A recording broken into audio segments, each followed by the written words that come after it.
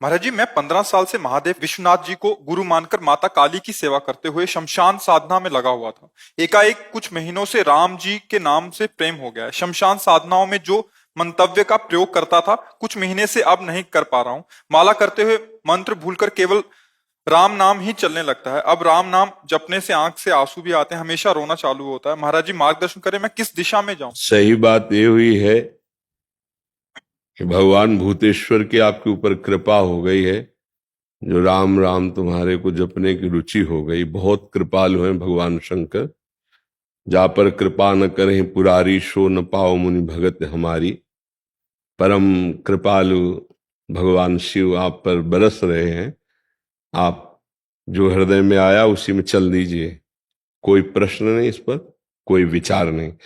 अपने आराध्य प्रदत्त मार्ग पर विचार नहीं किया जाता, चल दिया जाता है। ये प्रभु ने आपको चलने का अवसर दे दिया है।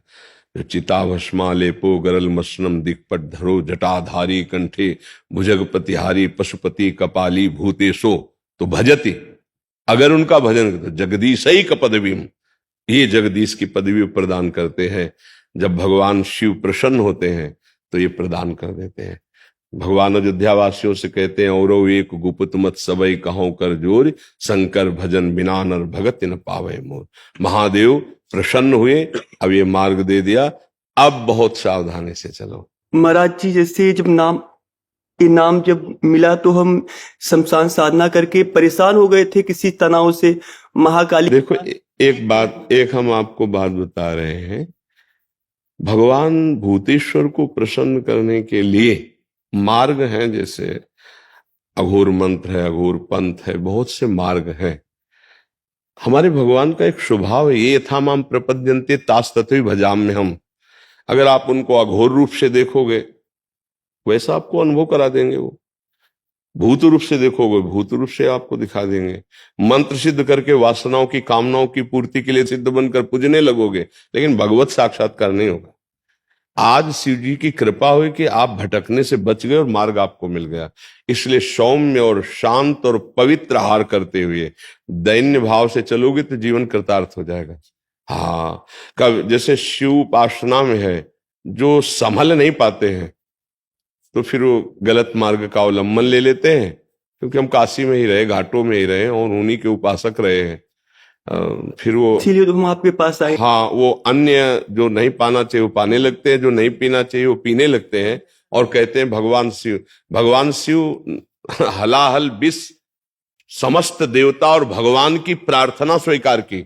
जिस समय समुद्र मंथन हुआ तो समुद्र मंथन से सबसे पहले हलाहल विष निकला, जो पूरे विश्व को भस्म कर देता। तो स्वयं अजित भगवान श्री हरि समस्त देवता दैत्य भगवान शिव के शरण में गए और जब वंदना की और कहा प्रभु रक्षा करो इस जगत की, क्योंकि आप ही कर सकते हो रक्षा। तो उन्होंने प्रार्थना की और भगवान शिव ने पूरे हलाहल विष को कंठ में रोक लिया और नीलकंठ नाम। वो कोई नशा थोड़ी करते हैं यार। महाराज जी, ऐसा कोई अगुड़ हुआ नहीं। हम नशा तो कभी नहीं किए। अज्ञानतावश जैसे मांस का सेवन हो रहा था, महाकाली के आदेश से जब राम नाम का आदेश हुआ, जैसे महाराज जी नाम में मिला था, परेशान होके महाकाली के मंदिर में बैठे हुए। हाँ, इसमें हमको देखो एक हमारी प्रार्थना है, कहीं हमको शैव उपासना में मांस भक्षण का कहीं भी आदेश नहीं हुआ, कहीं भी किसी शास्त्र में आदेश नहीं है। आप ये कहीं किसी गलत सलाह में या अपने मन की सलाह में फंस गए नहीं। आजीवन बचपन से लेकर के अभी तक मतलब महाराज जी उसका वही संकल्प लेके परित्याग कर दिया, काफी समय हो गया। अब कभी नहीं, क्या सामने माँ काली के आदेश से छोड़ दिया। अब कभी महाकाली के आदेश से हमने ऐसा किया। इससे अनुभव हुआ परेशानियों से। माँ ने बोला 4 लाख का ऐसा अनुभव हुआ कि 4 लाख राम नाम का जाप कर लो। हमको बस इतना केवल कहना है कि हमारी वो माँ ही नहीं हो सकती जो हमारे भाइयों की हत्या पसंद करती है। अगर वो हमारी जगदम्बा है तो हमारा ही भाई वो है। और अगर बकरा की बलि लेकर अम्मा प्रसन्न होती तो मुझे लगता वो अम्मा नहीं है। ऐसा माँ का स्वभाव नहीं है। ये हमारा अपनी जिह्वा को पोषित करने के लिए ऐसी लीलाएं करते हैं। नहीं तो अम्बा ऐसा, अम्बा ने रक्त चाटा, रक्त बीज का कारण था। वो ऐसा राक्षस दैत्य था कि अगर उसका अस्त्र मारो और जितने बूंद वो गिरेगा रक्त, उतना दूसरा रक्त बीज तैयार। अब कोई देवता अस्त्र प्रहार करे तो सैकड़ों लाखों रक्त बीज तैयार। अब अम्बा ने विचार किया आप कैसे इसको कैसे, भाई आप जितना काटो उसको, एक को काटा जितना रक्त निकला लाखों रक्त बीज वैसे ही तैयार हो गए। तब आद्या शक्ति महाकाली की सब देवताओं ने प्रार्थना की कि अम्मा तुम ही देख सकती हो, बहुत ही उद्दंडता कर रहा है। तो योजनों लंबी जिह्वा, योजनों विशाल खड्ग और खप्पर मारा, जिभ्या में लपेट करके पूरा चाट गए, एक और नहीं सबको मार के। तो अम्बा ने ये किया है अपने बेटों के रक्षा के लिए। ये जो निरीह जीव हैं, तुम्हारे एक चुटकी से ऐसे काटे तो आ करोगे, पर दुख देने वाला कभी सुखी हो जा, किसी की आराधना करता हो, मुझे तो समझ में नहीं आता। आराधना का स्वरूप होता है परिहित सरिष। कोई भी सिद्धांत ऐसा हमें आज तक नहीं मिला, क्योंकि शैव उपासना में हम भी रहे और बहुत अनन्य रहे और कट्टर शैव रहे, कोई मिलावट नहीं रही है। हाँ, ऐसा नहीं कि हम चिता की भस्म नहीं लगाई या काशी के घाटों का सेवन नहीं किया या भस्मीभूत महादेव जी की आराधना नहीं की, पर अभक्षा भक्ष का कहीं भी ऐसा नहीं लिखा। देखो एक स्थिति होती है, जैसे आद्य गुरु भगवान शंकराचार्य जा रहे थे तो अपने शिष्यों की परीक्षा के लिए, वो एक जगह मछली बिक रही थी, ऐसे उठाया, ऐसे ऐसे खड़े हो गए। तो 4 जो शिष्य थे वो खड़े रहे ऐसे, और अन्य जो थे कि गुरुजी पा रहे तो अनुकरण कर रहे हैं। आगे बढ़े तो कांच गलाया जा रहा था, नारियल का खप्पर में ऐसे भरा कांच हो, ऐसे गलता हुआ कांच पी लिए। अब शिष्यों की तरफ देखा, उनकी तरफ नहीं, बोले पियो। गुरुजी सामर्थ्य नहीं तो मछली क्यों खाई? बोले आपने खाई। तो बोले पिया ना हमने।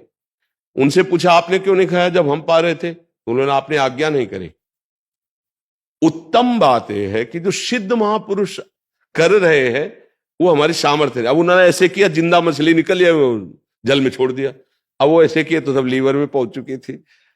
तो हम महापुरुषों का, जैसे सिद्ध ऐसे हुए हैं महापुरुष, उनकी कुछ लीलाएं विचित्र हुई हैं, हम उनके केवल आदेश उपदेश से जो आचरण मिलते हैं वो मानते हैं, अन्यथा प्रणाम है, आप महापुरुष हो, आपकी बात अलग है, हमको वैसे कार्य नहीं करने हैं। तो बड़ी कृपा हुई, खूब नाम जप करो और पवित्र भोजन, पवित्र आचरण और किसी भी जीव को किसी भी तरह से दुख ना पहुंचाना, इसी से साधुता पुष्ट होती, चाहे जिस मार्ग का हो।